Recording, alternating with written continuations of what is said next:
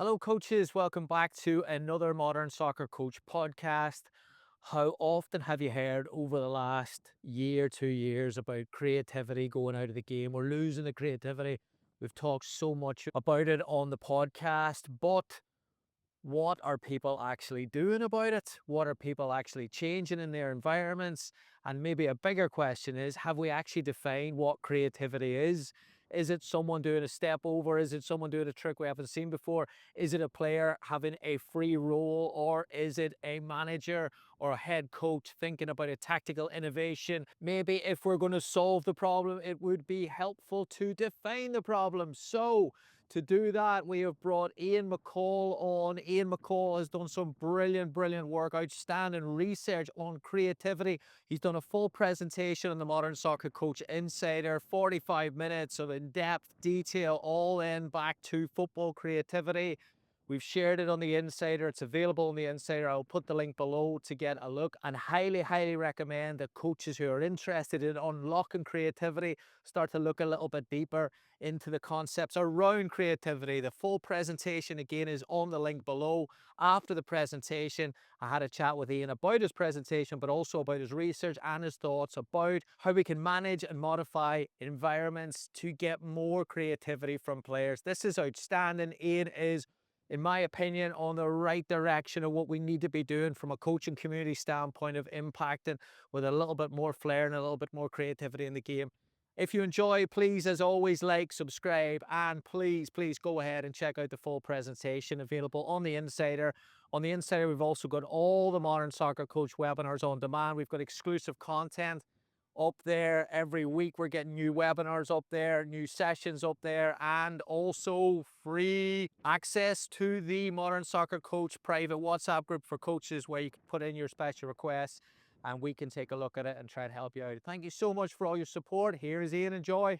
How much? That's the first question. Like, how did you do all that research? How long has this been in the works? So I think around the time from February up until I would say probably at the start of February, so maybe even late January, I was having a wee thought about maybe certain things that I'd recognised in players that I'd been coaching. And this would I would say is probably more so with like them interpreting space and how they would maybe make decisions. And I was thinking a lot about, is this to do with like how they've been coached or how we are coaching or how we're doing things? And one of the things with it is I thought, right, well, I'm going to try and look into what could I add that maybe stimulates or encourages creativity. And so in that, we're probably talking for the period of around end of January to end of April, I tried to read every book I could find about it, listen to every podcast I could find about it. It took me on some tangents that weren't just football stuff, so there was some football research papers in creativity.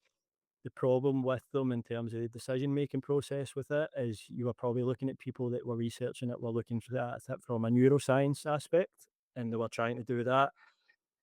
It's very difficult to do that in terms of football, because if you try and put an EEG on somebody's head to kind of measure what's the brain's doing and what they're doing, it's very difficult. You can't do it. You can't put people in a MRI scanner and ask them to put them in with a football boots on and ask them to play. So it's very restrictive to what they're trying to do. So I read quite a lot about that and maybe what some of the research was suggesting. I even read a book on the neuroscience process, which gave a bit of background on different sports and how they are analysing it and how they're looking at it. Also the restrictions in it. But then also I tried to do a lot of research reading the psychological ones as well. So there was some psychological books about environments. But then I would go and read some books about, it was maybe musicians that wrote it, or like certain people that worked in fields. So there was one professor, it wasn't a book, it was just an article. It's a Professor Teresa Amabile, and she's a professor of creativity at Harvard Business School. And one of the things she spoke about is, especially in business environments and maybe environments where they're trying to stimulate creativity, is because creativity has such a loose definition, it's so hard to analyze as well, that what you're sometimes looking for is what's not there and what's not measurable. So there's things that you can definitely say kill creativity, like if they're there, that they'll stifle it, they'll stop it. and they are more noticeable than like sometimes what you can say, oh, that will definitely make people more creative. So that was very interesting as well because it was talking about maybe certain intangibles that as football's going a certain way, there's certain things that pop up that we still can't measure yet, but you could tell that kills creativity, that stops it, it might stifle it as well. So to go to the shorter version, maybe about 4 or 5 months to kind of like reading everything that I could about it. The research itself's really impressive. Just the range again of how many sources you've looked at. This is something that it is a hot topic that's gone on a long time. Like I think coaches want a bit more out of coaching. I think observers want a bit more out of football. Yeah. But you said there's something really interesting is that clubs aren't really explicitly saying that creativity's a there's not many of them that are saying that it's a priority. Yeah. So one of the things that I found quite interesting, probably when you were going to like research this, and this is maybe where you're going to fields out with football stuff or sport related stuff. So probably the studies that I'm talking about in the football essence, they're looking at the action, so the perception, movement, action sort of aspect of it. You're talking about maybe psychologists are looking at, well, how does an environment create creative people? How does it stimulate and encourage it? What's like the shared cultural values within it? And football has a lot of things set up within it that I would say is probably wouldn't exist in a creative environment. So when we were talking about and had a wee mention of Pixar there and like their kind of environment and what they did, and the guy Ed Catmull wrote a really good book about how he tried to make things creative within the environment. And one of the things that he completely got rid of was the hierarchical aspect of it. So he found like they used to have board meetings. If he was at the board meeting, like everybody would agree with his answers. If you think about that, maybe as a coach, you're put in a position where you're normally put as the leader or like the person that's in charge of all instructions. And then if you probably do that, you probably have a manager within that environment as well, or this. And what you'll find is people will just echo the answers for the top down. Like, and that kind of stifles everybody's creativity a wee bit. So he talked about like a lot of things that they tried to do to get away from that. And then if you look at other environments, and we kind of mentioned the Andy Warhol factory sort of thing, he used to have a basically like an art center in New York. He would just let people come in and the people would just get to work on or see what he was doing that day. So it wasn't a case of, oh, I'm doing this stuff. They'd come in, so it would allow him like to kind of collaborate with like different people. And one of the things with it is he did get shot. Somebody attempted to assassinate him, so maybe that's a reason why you wouldn't do that sort of thing. But one of the things that behind it was he's a leader, he's in charge of like his full thing with it, but he was allowing like a filmmaker to have discussions with him and say, I want to do this. He was allowing musicians. And how much in football do different departments really interact with each other or work in a creative sense to like support certain things? From my personal experience, you might have some of it, but you normally have like this is a youth section, this is a children's section, this is a first team, this is an analysis section, this is a goalkeeping section, and how often do they come together to kind of say, you could bring this to me, I could bring this to you, we could share this knowledge. And one of the things about the creative process that he's speaking about is normally like creative and novel ideas come from that, where like someone takes something that exists here and it exists there, and they kind of smash it together and it creates something brand new. Yeah. Yeah, that piece of duplication, multiplication, replication.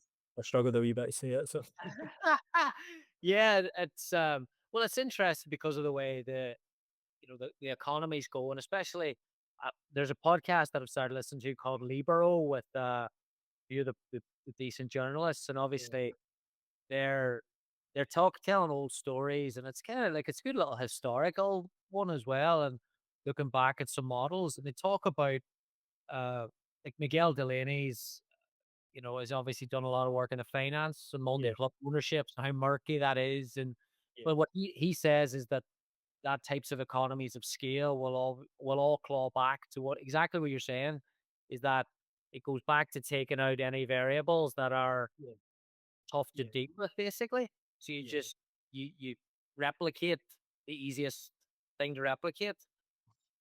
You can So see that happening in football. yeah, so that's probably one of the things where if we're talking about maybe the top level, you are getting a lot of people who are business owners that come into like being the owners of football clubs in terms of it, and a lot of people always see that as a big positive and go like, and don't get me wrong, there's a positive, they're going to put money into a club most likely and all this sort of stuff, but they'll bring processes and they'll bring those things. And one of the things is with that is we kind of live in a culture where we celebrate all the success of businesses. You go into, like I was recently, you were talking about your recent traveling, you go into any airport, and normally there's a bunch of books that are all about like successful businessmen and how much big geniuses they are and all this sort of stuff. And what you normally find is business is quite conservative, and with it, like for example, somebody that I listened to a podcast on that we're talking about a creative person is and it's a British creative person is James Dyson that created that completely different Hoover, so much that I'm using a term that's a Hoover, which is like he managed to basically, completely usurp them.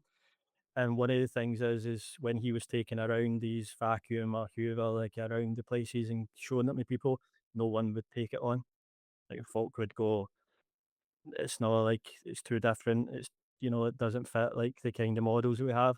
And also there was offsets to it where like people sold vacuum bags. So like he was destroying an industry if you took that away from them. Like so they were saying like that would kill like a salesman, all these sort of things. So sometimes we think of these environments are like the kind of influences we're getting from elsewhere, or like, oh, this person's super creative or this. But often business is quite conservative, or often they can't tell what business is going to look like 10 years' time. Like the most successful businesses 20 years ago aren't normally the most, successful businesses now. Probably the most successful businesses now won't be the most successful in 20 years or even 100 years' time. And one of the things with that is because it does exist in like a term, like this is successful, copy it. And you probably can see that as part of the creative process as well. But I think if everybody just replicates, everybody duplicates, then you don't get any innovation, you don't see any breakthroughs, you don't see any creativity. And probably one thing I would mention there is that, especially in the football discussion of it, I think Guardiola's caught quite a bit of flack from you kind of came up with a style of football, or maybe developed or built on a style of football that had existed before, and everybody's saying now people are copying it you, that's your fault. I actually think probably Guardiola is quite creative and innovative as a person. Whether that should be that feeds down to how he coaches players and everything, I would maybe think differently to that. Like, but the one aspect is maybe the problem isn't him; it's the problem of everybody that just copies what he does because it's successful. Hello, coaches. We'll take a quick break here. I hope you are enjoying this conversation with Ian. Again, the depth and detail that he's going into around an area of the game that we all say that we're trying to improve, but are we really, really doing enough around it? That's the challenge that Ian is having for the coaching community. It's absolutely brilliant. If you would like to check out his full presentation, I highly, highly recommend it. It is available on the Modern Soccer Coach Insider. I will put the link below. Modern Soccer Coach Insider is our new platform that's got all our webinars over the years available to watch on demand. And we've also added special session resources. We've also added exclusive content and we're updating all the time.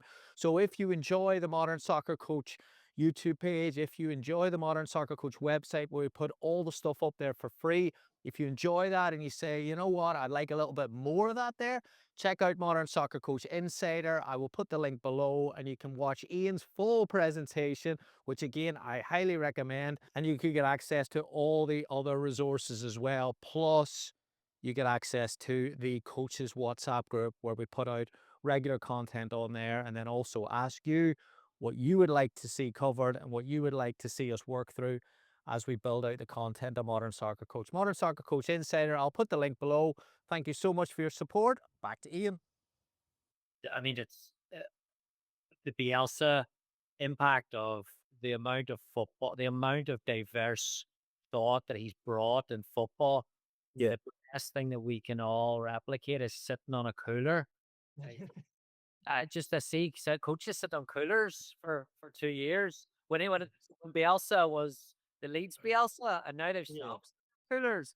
And Yeah. Nobody watches Uruguay games. nobody cares anymore. And you're like, Oh, could we not have replicated something a bit better? Like, is that what we got from the Bielsa wave of excitement, you know? But Yeah. that's the community. Yeah, one of the things I do think interesting with that, and they've probably done a wee bit of like showing Messi, is and the sort of thing that's probably an Argentinian thing. I was recently listening to a book by Jonathan Wilson, which is the audio book, and it was on his like book of Argentina and the history of Argentina and football. Also, just as a wee shout out, is that it's a Glaswegian that gave Argentinians football. So thank you, everybody. Thank you. But in terms of that, like one of the things that's interesting is to see how much like their cultural thing has impacted how they view football or how they thought about football, and maybe that's not to the same extent now. But there was a certain period where they very much viewed football as an art form. It was the same as tango in Argentina. There was magazines written and that were very literary, which were written just about football. And there was also a romanticizing of like a certain type of player, and it's the kind of enganche player, and it's players from the Puchero that were like playing in field. And you wonder, like, to a certain extent, does a Maradona exist if you don't have that cultural like thing that goes when that player shows up, we accept him? Do you have a Messi if you don't like have a cultural when that player shows up that you go, we accept him? Because in other cultures, there may be different aspects of them, but there may be certain things that would be off putting or they wouldn't take on or they wouldn't encourage like with that. And that's where you probably can't replicate that like to in other environments, but it's something that's happened kind of organically and naturally like within those places. Oh, you've got me going now. I have that book ready to go and read, but before I read it, I'm reading Connor Walsh told me about the Messi book that's for Right. Gator Allegay. So I'm in the middle of that, and Yeah, I like it. oh, it's brilliant. And it's Yeah. and the piece of what you're saying there about it, a lot of the culture, a lot of the Argentinian culture, and something that jumped out to me is that when they see a talent, they because it is such a spiritual part of their life, they protect that talent, and that Yeah. talent is so. And again, like we talk about in the US and North America about, well, when are we going to create this playmaker and this? But I think we need to be aware, and it's not a knock, but it's the reality of like we come from a different culture. So if my kid, what a crap example this is, if my kid's a footballer, like, and he is the special football talent, Yeah. soccer talent, he's going to go to a high school where he's got a point guard, basketball player, and a quarterback. He's third in line all day in that there. So like, Yeah. it's not got the same relevance. Yeah, I think that is the thing, and I think it's also maybe an acceptance of certain stuff as well, where like you said, they see the talent and recognize it, and it's probably a wee bit similar in the other book when they talk. There's like whole chapters dedicated to Maradona appearing. There's whole chapters dedicated to Messi appearing, and like you say, it's kind of like biblical. It's like there's like the stories about it as like you know the Immaculate Conception, and these two showed up, like sort of thing, and then everybody's amazed by them. But you also think about like especially when maybe I'm thinking about that, would that like be stimulated in Scotland? Would we go like would we have the same opinion on it, the same view on it? Would the cultural thing be the same that we would allow a player like that to come through? Because our culture's changed from the time of maybe 50, 60 years ago where that might have been more like allowed. But we don't maybe necessarily don't know have the same ideas and our frameworks in our mind that maybe allow that stuff and they allow it to be pushed up a wee bit more.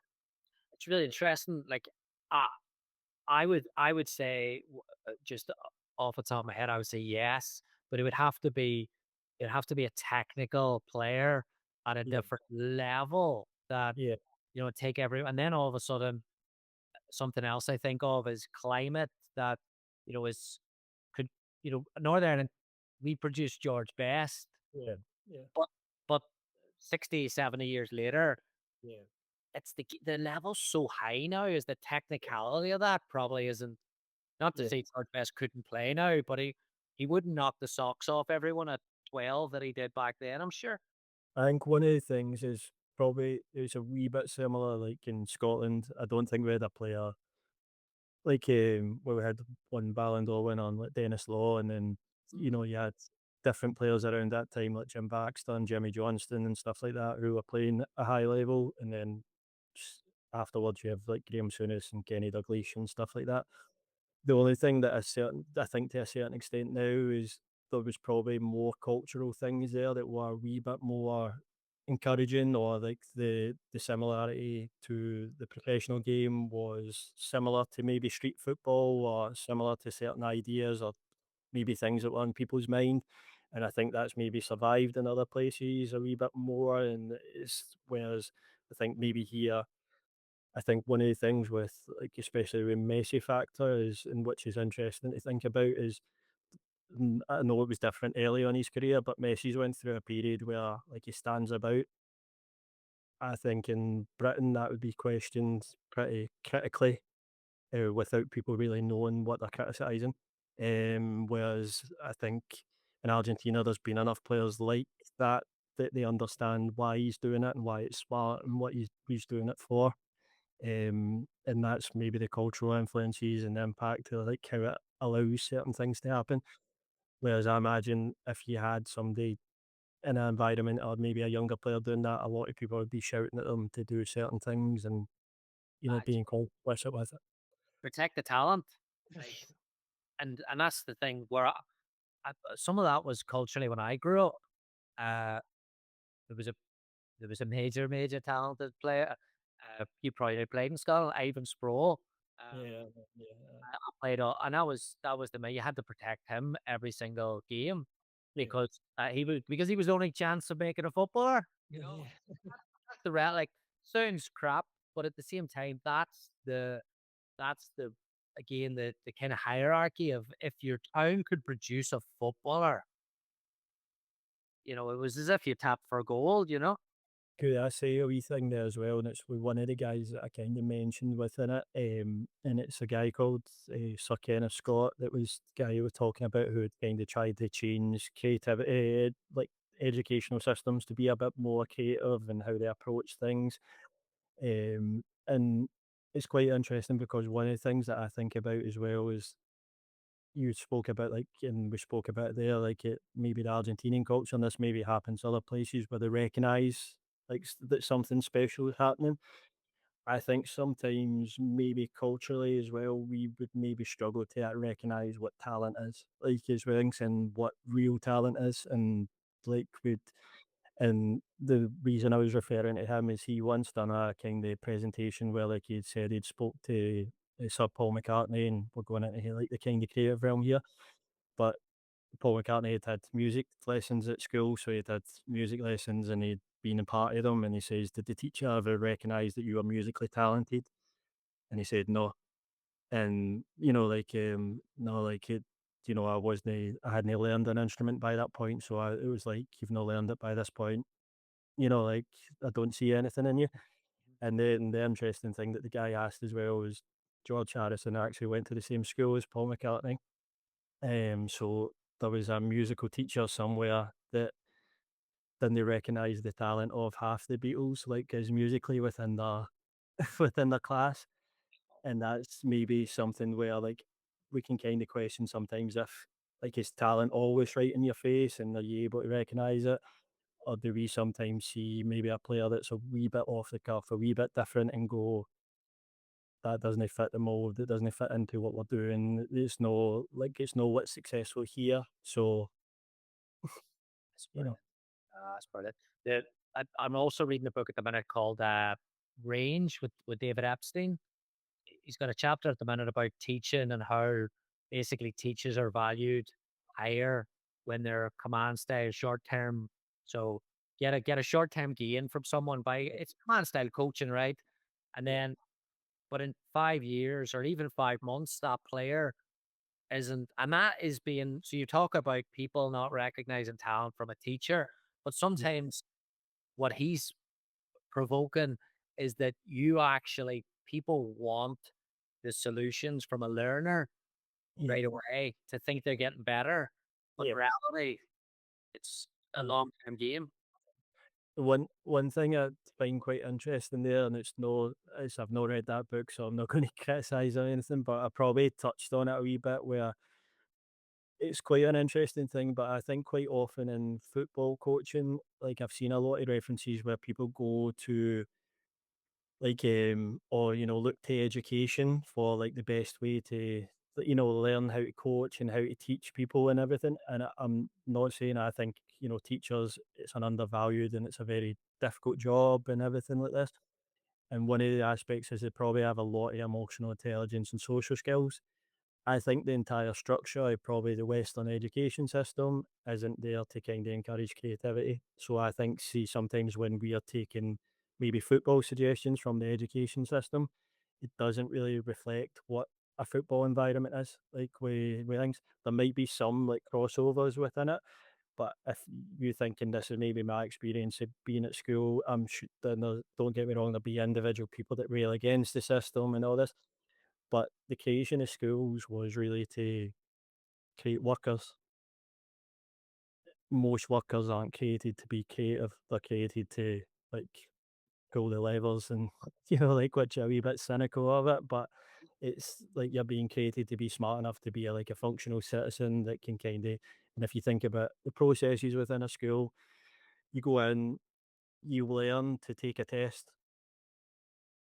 You don't really I think in a football environment, you don't really learn to just play the game on the Saturday that's coming to you like next week, which you say is probably a short-term solution. You're learning like, to have a career, how you deal with different situations, how you kind of improvise in the moment. Whereas most experience of school learning is, we'll do this topic, learn it, and what that'll normally mean is people will kind of learn or cram or like put like the information in their mind. They'll do the test, pass or fail, and then the information will be gone and not really be retrievable in, you know, 1, 2, 3 years time. But a lot of the structure and a lot of the thing behind it will be to encourage them that when you go, you can deal with like someone asking you how to do something, you can process it, you can do it and everything. So I always kind of a wee bit wary of like teaching and coaching crossover. There's definitely some comparisons to it, but I always think the sport environment is like, we're trying to stimulate something that I don't think you get day to day normally in your school environment. Yeah. No, I could see that there. Yeah. Here's a line that again, the way that education has changed. It now teaches you, and North American as well. Like Yeah. it's all regurgitation. So it teaches you what to think rather than how to think. Yeah. Uh, but it's funny that there's a lot of things in society that were created and built to control and to we can go down that we can go in that road. But but but when you look at football, we'll kind of finish. We'll loop this back around. Yeah. When you youth football academies, I think there's a lot of traps for coaches. It's the easiest low bearing fruit for to do X, Yeah. and it takes a little bit more to do Y that could unlock a little. Do you agree with that? I think so. I think that's probably the similar comparison to what you were saying, the kind of teacher thing. There's probably stuff that you can do, and especially when we're talking about if I look at a successful coach and I go, this is what he does, and there will be some aspects of it that transfer, like they're priming their teams for success at the weekend. So there will be some transferable things from that where you can go, if I'm looking for that success at the weekend, I can take some of that and it will probably help short term performance or current performance or like for the collective performance. And you do that. And I think that is a wee bit like a trap that you can kind of fall into of, this person's really good at it. Like the people that I've kind of mentioned when we're talking about top level, I think everybody that's probably in that environment is really good at their job. The only thing that I worry about is the drip down of it sometimes and how it maybe makes the game that we all kind of love look like at times. But when that is a wee trap where you can fall in and you can go, well, I can just replicate that, I can copy it, and then I can do it, and it'll bring me short term success. And then sometimes I'll be measured on that the same way that you were saying, like the teacher will be measured on it, like is if you come in and you go into a new club, and even if you're under 15s, under 16s coach, if your first month is you winning 5-0 every, then probably that first impression is going to stay for a while and kind of give you a bit of comfort and safety in your kind of environment. But the only thing is, maybe the way you go about it is maybe going to be negative for some players or some aspects of like how you approach it. And it definitely is. Think it's also, when we were talking about the cultural thing, like our society and environment, the easiest thing probably to do, like if you're going to start a business, is to think, I'll copy that business, it's successful. And you see like a lot of that. And you probably will have a certain degree of like success from it, but you will find that probably the ones that are truly innovative or truly new, like or truly original, will always have a wee bit more success to like what they're doing. Yeah. That's the guys were saying on that, on actually a Pep Guardiola episode. Was it the Libero or is it the other podcast? I'm listening to that man at the minute. I think it's the Libero. They did a Pep Guardiola, Yep. and then they said about that.